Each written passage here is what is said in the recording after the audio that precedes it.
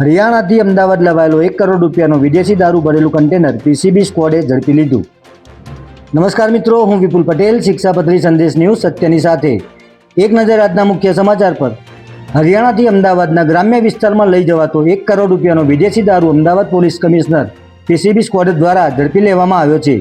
PCB સ્ક્વોડના PI JP જાડેજાને ટીમને બાતમી મળી હતી કે હરિયાણાથી રાજસ્થાન પાર્સિંગનું એક મોટું કન્ટેનર વિદેશી દારૂનો મોટો જથ્થો ભરીને અમદાવાદમાં આવી રહ્યું છે, જે નરોડા રિંગ રોડથી સૂતરના કારખાના પાસેથી પસાર થવાનો હોવાની બાતમીના આધારે પીસીબીની ટીમ સૂતરના કારખાના બ્રિજ પાસે મોડી રાત્રે વોચમાં ગોઠવાઈ ગઈ હતી અને બાતમીવાળું કન્ટેનર આવતાની સાથે જ તેને ઝડપી લેવામાં આવ્યું હતું. પોલીસે જ્યારે કન્ટેનર ખોલીને તપાસ કરી તો તેમાં મોટા પ્રમાણમાં વિદેશી દારૂની પેટીઓના બોક્સ ભરેલા મળી આવ્યા હતા.